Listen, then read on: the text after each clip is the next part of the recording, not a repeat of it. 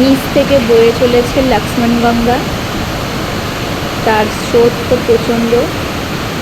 এই যে শব্দটা, এই শব্দটাই মনটাকে ভালো করে দেয়, চলার ক্লান্তিটাকে কিছুটা হলেও কমিয়ে দেয়।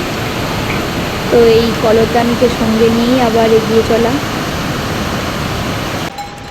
ভিডিওটা করছি ঠিক কথা, কিন্তু কেদারনাথ টপের কথা মনে পড়ছে।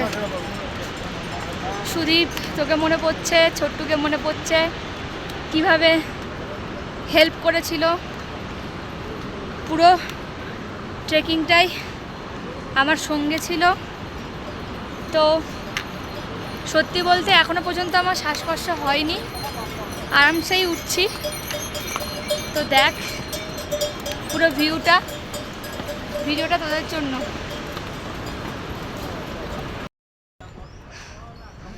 12 কিলোমিটার চলে এলাম, এখনো বলছে 2 কিলোমিটার বাকি আছে। এখন বাজে 4:30,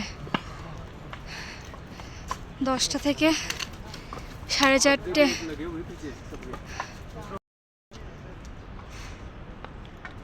রাস্তা প্রচণ্ড খাড়াই, মানে হাতের বাহু থেকে যদি হাতটাকে সোজা করা যায়, যেমন খাড়াই হয়ে যায় 20 বার ওরকম খাড়াই থাকলে একবার হাতটা হচ্ছে শুয়ে পড়বে, মানে উদরায়।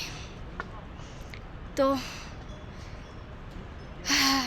দেখা যাক আর কতক্ষণ লাগে উঠতে। অবশেষে ঘাঙ্গেরিয়ার সেই জায়গাটাই পৌঁছালাম।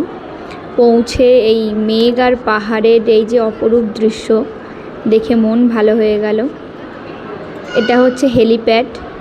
তো ঘাঙ্গেরিয়া ঢোকার আগে যারা হেলিপ্যাডে আসবে তারা এই জায়গাটায় নামবে। এখান থেকে আরও খানিকটা, মানে খানিকটা বলা ভুল, বেশ খানিকটা এখন হাঁটতে হবে। তো চলো যাওয়া যাক।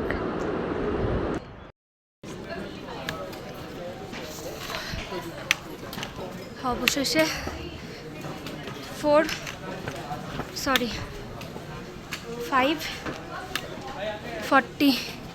5:40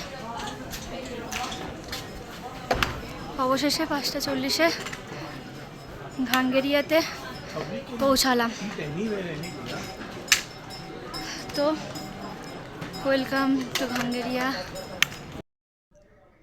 অবশেষে আমি রুমে পৌঁছে গেছি। পৌঁছেছি অবশেষে।